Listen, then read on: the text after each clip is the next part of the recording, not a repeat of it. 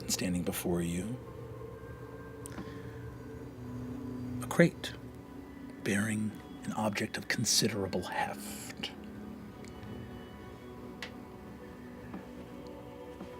Removing the front effortlessly, we see the last member of your band that you expect now. Silaha, you are also aware that time is of the essence because this can only be done before you cross that threshold that you now approach. As the covering is removed, patient and eternal, Nashir, would you please describe the final of our band that we now see in the moment before whatever is to come? The crate comes open, and inside is what appears to be a massive slab of stone encased in ice. And then there's a sound that emanates through the mind, like a gate shutting and a gong sounding and a scream as the contents pour out and pool at the feet of Asha. A light starts to build in the stone, and slowly a figure starts to emerge. Ice, a face that is devoid of mouth, holes where eyes should be, windswept. Rock starts to crack and break and form into plates of carapace over the shoulders and chest, and inside the chest there is a thrumming boom, boom, boom, as light peeks in, as the rock shifts and moves, until finally there is a massive figure huddled at her feet, bent over, and you can feel loss and confusion and heartbreak. And then it stops. And slowly, the emissary turns its face to Asha.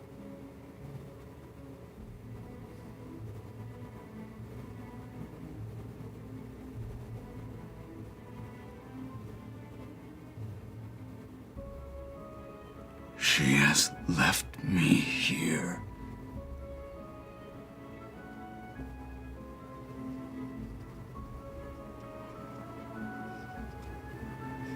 And he looks around.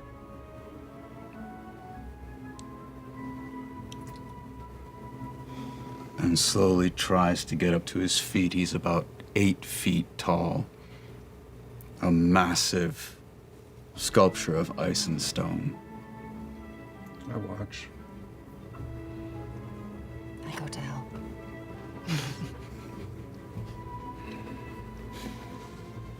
He reaches out a massive hand that completely engulfs yours and slowly gets to his feet. Did she say anything before she left? Anything at all? My lady is always with you. And he opens these massive clawed hands, and in each of his hands has sprouted a small seed.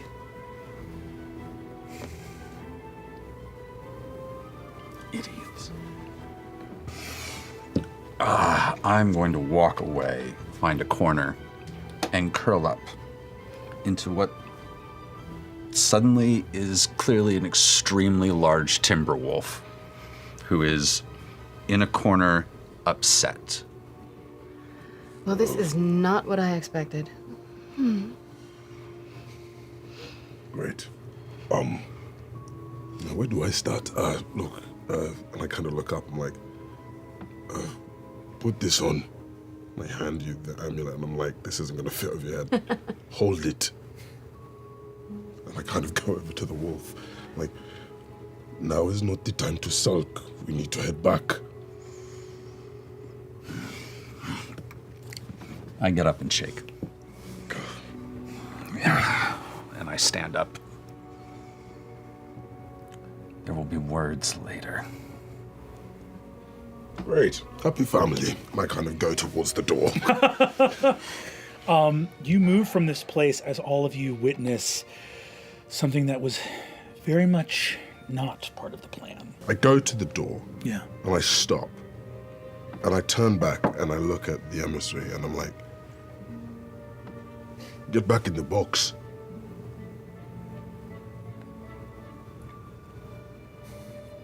He lumbers forward, looks around, and slowly huddles into as small a shape as he can as he fits the little bracelet thing like a ring on one of his clawed fingers.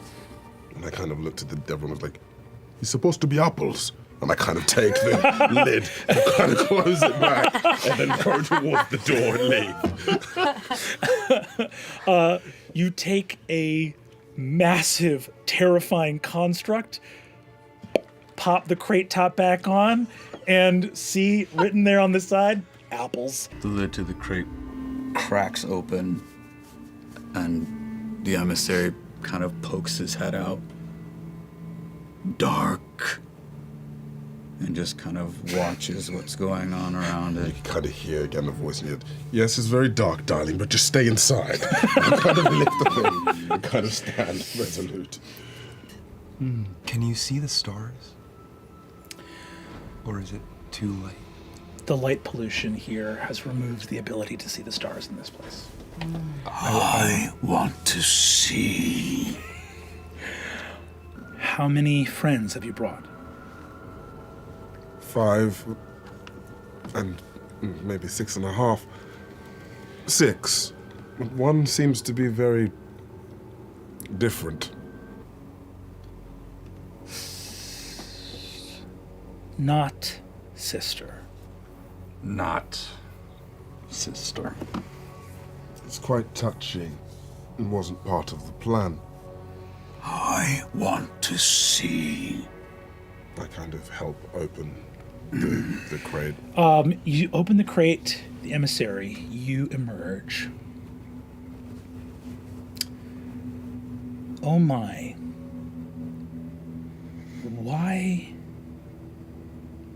Why has she not come? Look at the place. It's full of magic. I'm full of magic. Just makes sense. You're full of something. Broke the rules. Oh boy. You broke the rules. There we go. What did she tell you before she sent you here? Do you know what you're supposed to do? Yes. Share her love with Eeyore. Guide them true. I will save them. Oh, she was always a bit dark, wasn't she? Never understood what you saw in her. Not now. Sorry. You are here to follow her commandments, her edicts. Do you wish for help in doing this? My lady's task is prerogative. I will take any and all aid I can receive. She reaches into a bag at her side, filled with arcane foci and spell components, and pulls out a series of clasps that have Aeorian writing on them. They are specifically unenchanted, but as she binds them to you, the emissary looks for all the world like an elemental summoned here under the purview of some Aeorian mage.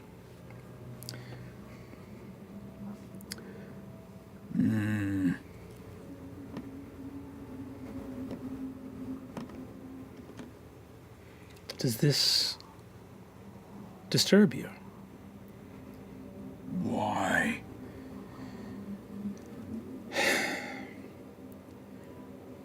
Movement in this place will be challenging. It will be helpful if you look as though you are a part of this. It is a deception if you can stomach that. Lies. It's the only thing they know.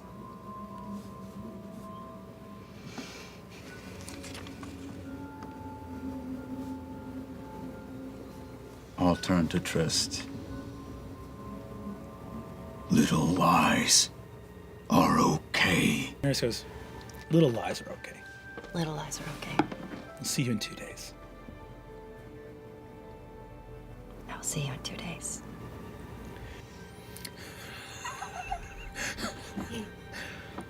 Yes, sometimes. I put out my hand. For now. For now. Emissary, you are not merely an envoy. You are a herald, and you bear something of your mistress.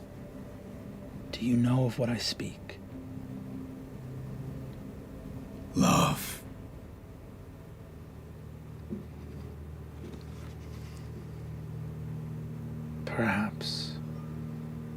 Perhaps in a form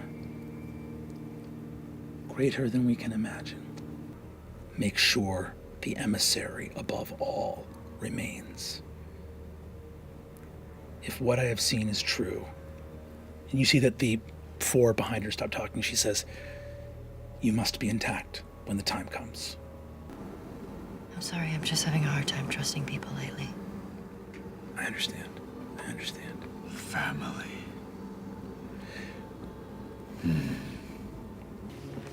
I can protect the emissary if you'd rather go with Asha. I can break things. May I serve? I suppose. You look and see Arcadia actually looks at the 2 of you and says, I think and forgive me, I think the Subtlety Brigade can probably handle the Obtenebrator engine on its own.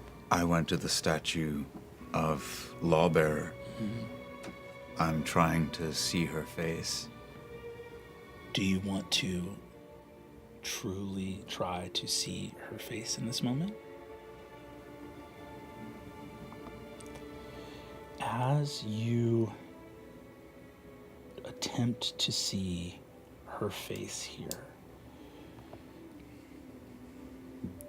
you look at the mural,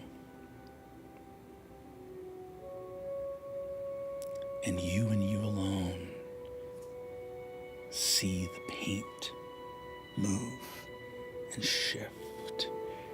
A set of scales, a mighty axe. A woman turns to behold you. My child, is she cross with me?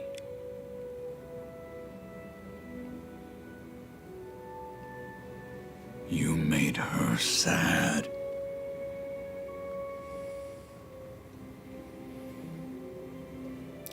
consequence of a necessary action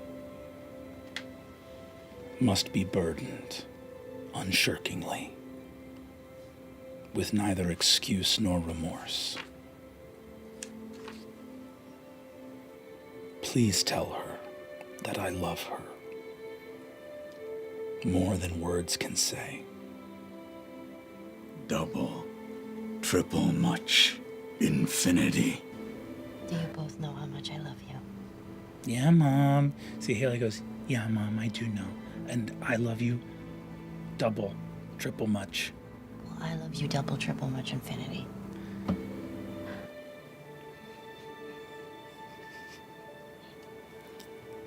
Yes, if it strikes you to say so, my child.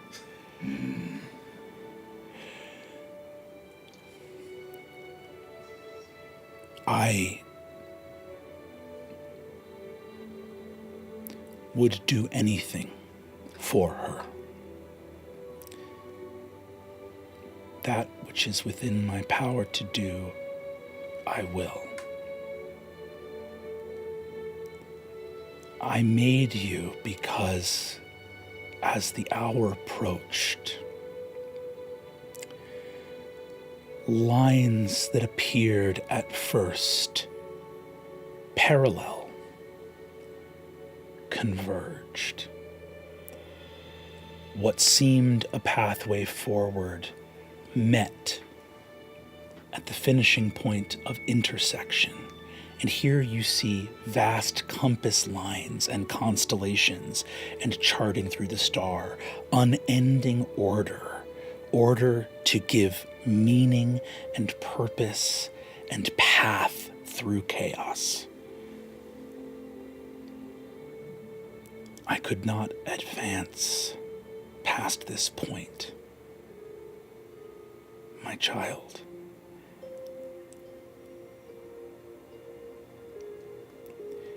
We have loved this world in different ways. And though my heart does not bleed or beat, I love this world and its people. Love for me does not mean sentiment, nor passion. Love means honoring the agreements we have made. I would have our children know that I am reliable, constant. And each time we watch the errors of our way set the world off to a side, from a place of sentimental love do we reach hands mightier than the world can bear, down to this world to touch it again, to move it back onto the track we deem fit, and each time we touch it, is it warped and warped and warped again. I know she found this place. I fear we are hurting it. And I know that I said that I would be there.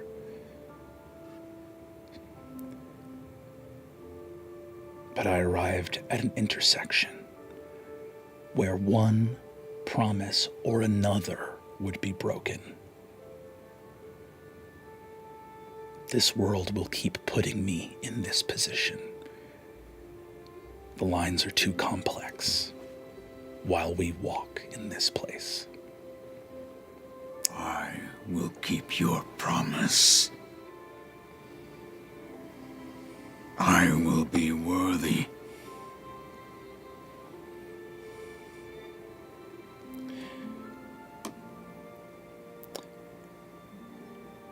Light moves, touches your chest.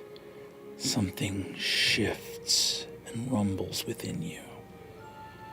And as it does so, you see, she says,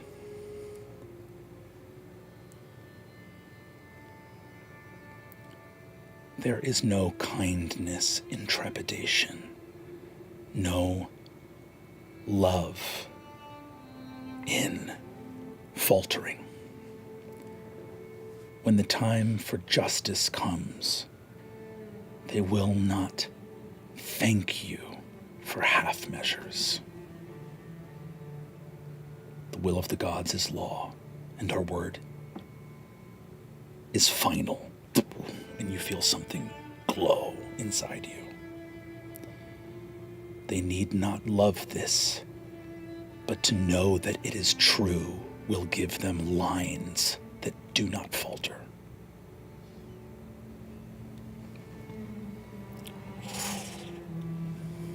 And I think you see the image of the static mural on the wall as the vision fades. You feel me walk behind you, just walking by. I don't look.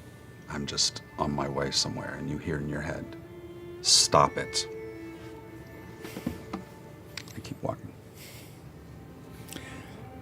Asha turns to leave. Emissary, you see Asha, Zaharsht walking behind her. You see Tishar looks at you.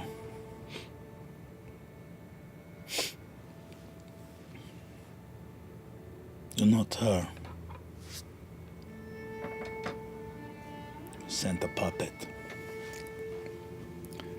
Was she scared? Maybe this time I remember Vasselheim. Don't let my left arm down so much. I think, Asha, you look over and see the emissary and can feel the activation of something very powerful within the core of this being.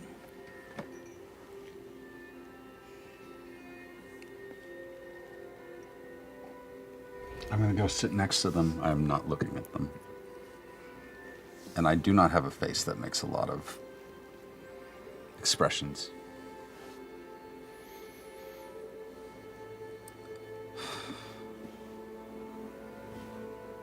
I made you a gift. I was looking forward to showing you. I made rules. I had a forest with rules.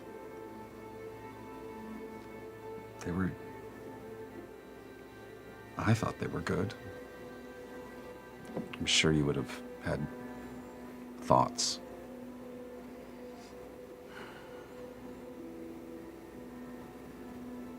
Time moves so slowly here.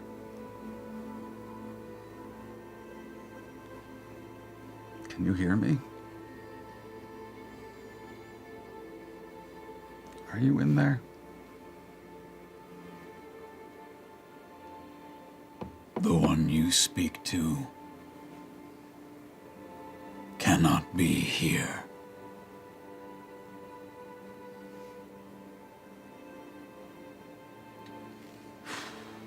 She would if she could. Well,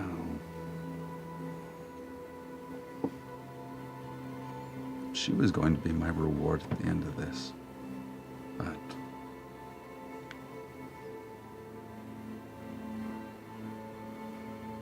do you mind if I tell myself a little lie? Everyone else has gotten one. Little lies are okay. It's nice to have you here.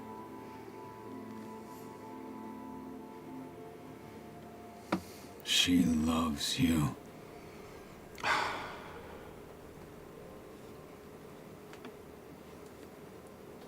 I know.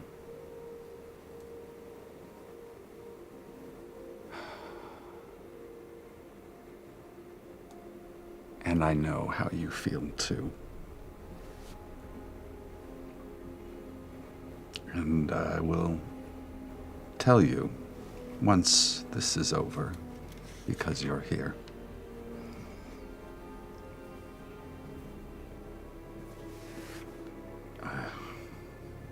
They need you. I need you. It's all breaking. And the others don't understand.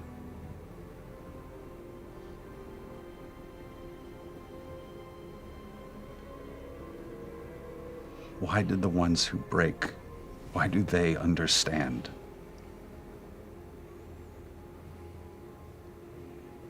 And the ones who kept their love don't.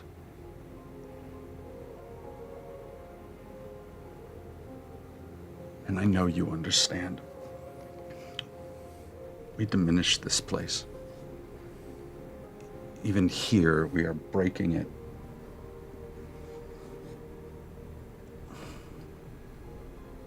You're the only other one who understands that we're supposed to be fixing what we do here.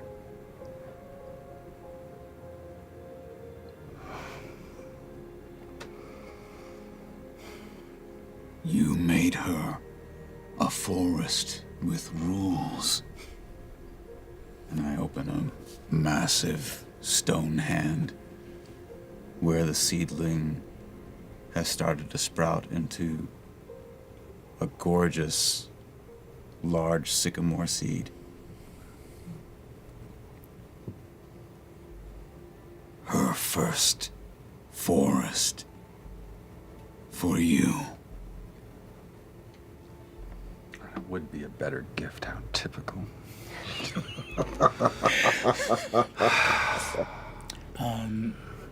Emissary, as you look at Asha,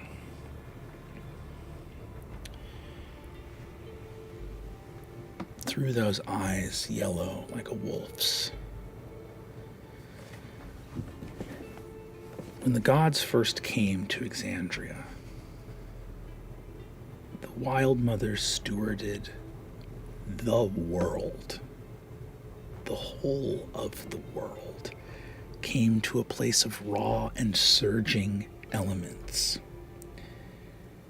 Chaos, lava, magma, lightning storms, a place of ruin and destruction and chaos, and shaped life.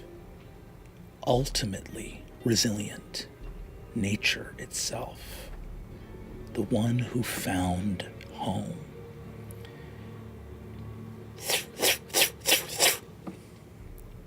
Windows of stone buildings and unnatural arcane light. A place of pure mortal imagination, bound by rules, but doing everything in their power to forget the world of nature. Like a bad dream, like a crib they have outgrown.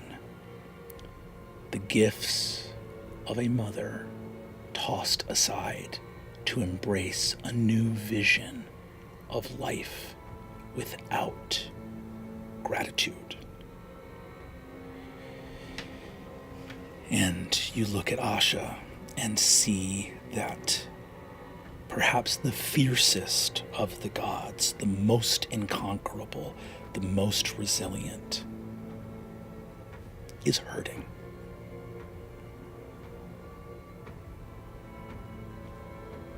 I scoot up and lean. I am tired, and I am hungry. But you know, you would be the only one who knows. I have been hungry since we came here. I'm always hungry. Everything is always so hungry. Everywhere. Miles below the city, perhaps even the ground itself is hungry. Tishar looks and says, "You bringing up the rear, or am I?" After you. Makes sense.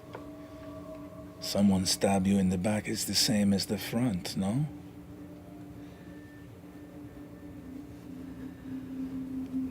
The emissary turns and quietly lumbers to the edge of the tree, trying to get as close to the nest as possible. Just kind of watches for a moment. And he opens his hand with the sycamore seed and just kind of explodes it outward, and this seed kind of twirls through the air and lands back in his hand. Bird.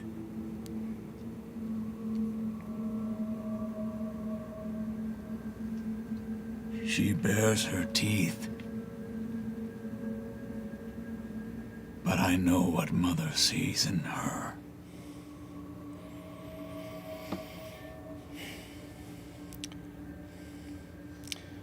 Tashar sneers. Hate to be on the mission with the couple. And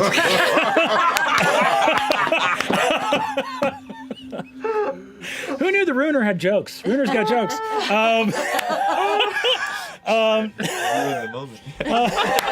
Ruin the moment. Get a room, Jesus. Yeah.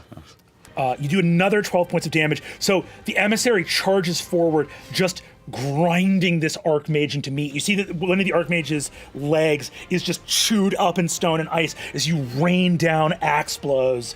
Looking up, what is the emissary feeling in this moment as he charges and attacks?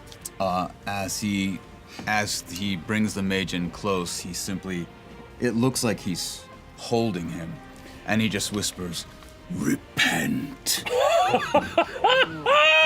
I'm going to run over and try and leap my way across to get to the emissary.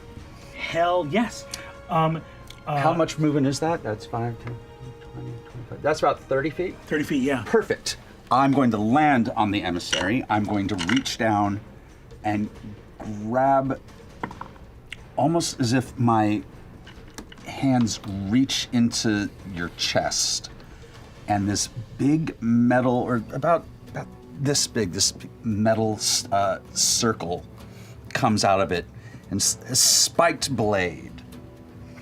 It's just this slightly rusty metal perfect circle with spikes on it, like some sort of punch dagger. Like the same person who built your weapon may have built this one, but it was left to rust. And I tap down on the chain and I start pulling some of the vine out of your chain, except it's not vine, it's just briarwood, dark, black, spiked thorn. And then the circle pulls down in between, and then the briar comes around, and then it creates a spear of thorned wood with a nice big metal circle, as if the world's most depressing seal of the Wild Mother. And then I hop off you and I go and I'm jumping straight at that fucking robot, that automaton. Hell yeah. Weapon maker. God killer. And the rocks around the emissary's arms start to rev up. Now. Let's not spill any blood here. There's been too much blood already been spilt. Please, this is my abode. Let's not get too hasty now. Is there something you know, Trist, that the rest of us do not? Heretic. And you see that, you can see your passive insight is 27. Cassida looks at the emissary and fully assumes that she is looking at a betrayer. Sees this horrifying construction of stone and sees its animosity toward her and can only help but arrive at the conclusion that she is looking at something evil. Am I the only mortal in this room? Yes. No, technically, and I gotta look to the emissary. I mean, if you want to class him as a mortal, you can, but... Mother. Son. Redemption. He slowly starts to decelerate. Did it ever cross your mind why we banished them in the first place? Instead of, as you seek, to destroy them? There are things that you do not understand. While people are souping up, the emissary lumbers up to Cassida and takes a massive claw and like dips it into the waters running underneath and holds it in front of her. Not good or bad. Family. And I tip it as the water runs out. And balance. Understand. Cassida looks at you.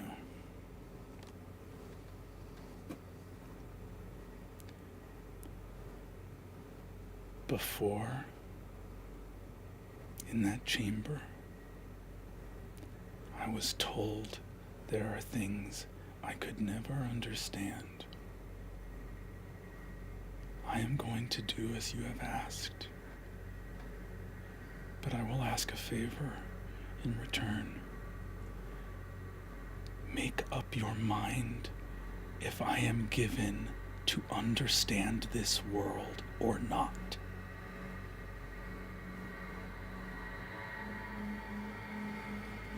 Not my wish to grant. Then why don't we just stop teaching me lessons?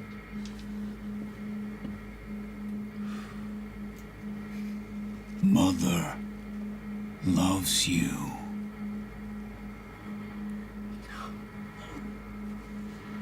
Cassida continues on.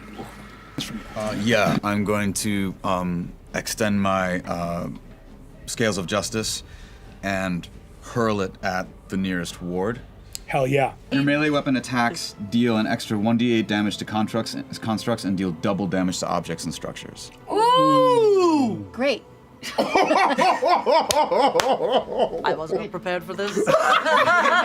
This is happening a little too fast. Yeah. Incredible. Okay. So sick. Unbelievable. Okay. Nashir, you deal 18, so that's double damage. 36. This fucking sucks. We are going to stay true. Emissary, you rush forward. This is it, the object of divine retribution. What do you say as you charge forward?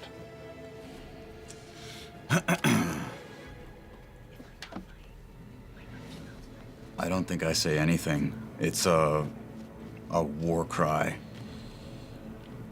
A war cry and just an animalistic, rageful yell as I throw it.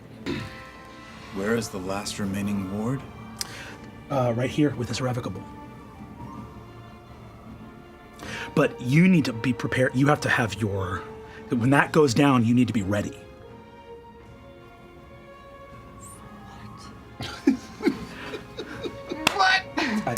I think he's the thing that suppresses the explosion. Yeah. You've known it for a long time.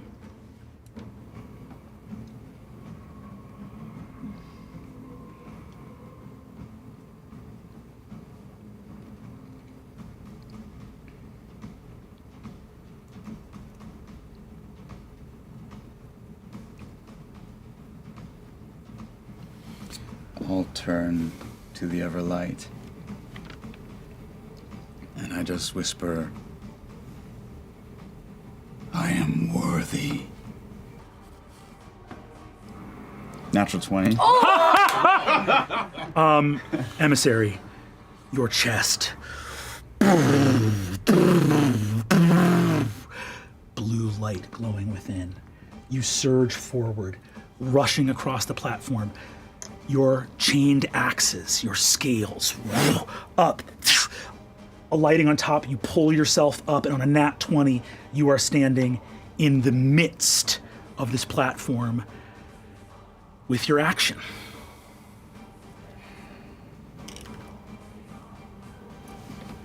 The ward is behind. This that is the construct. last ward that needs to go down, and you can, if you wish, ready an action to be prepared to act in the moment that that last ward goes down.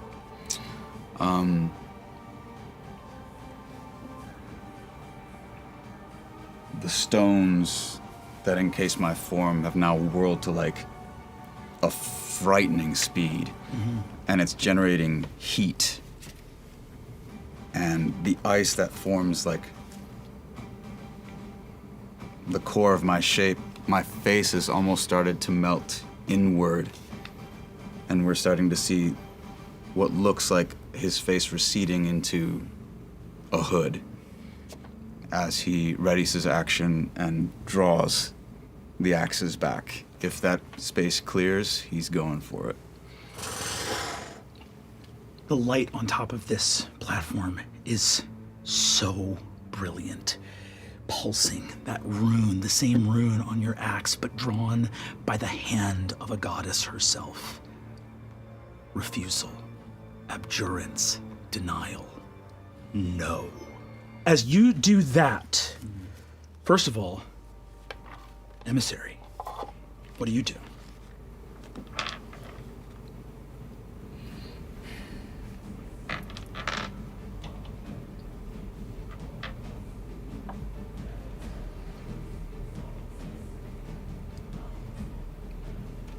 I'm scared.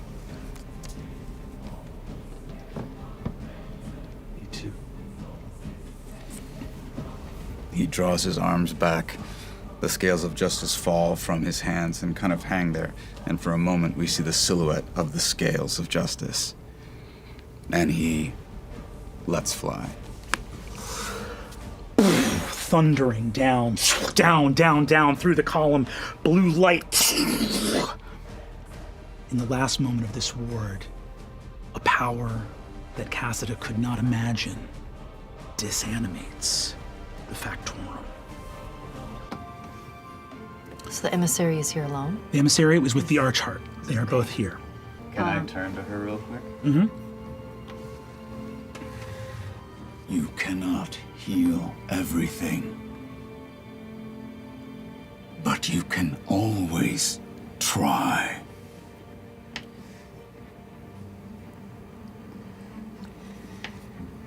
I'm going to reach out, and knowing that the emissary is scared, at least in these final moments, I hope that they feel peace, and I'm going to cast Calm Emotions.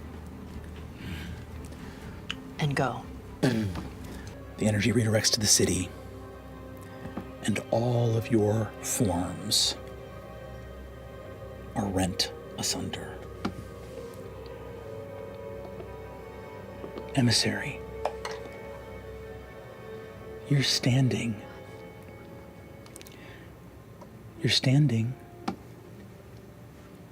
in a dark place with a very enormous figure, a goddess with a white mask and raven feathers. Are you still scared?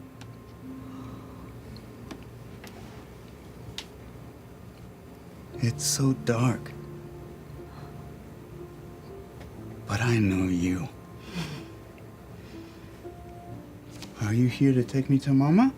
I take my mask off, and my size shrinks to where I'm the same size as Emissary. You did well, child. And there will be light. I want to go home now. And I pull his soul to me and send it on its way to Mother. Find those who are worthy and take them home.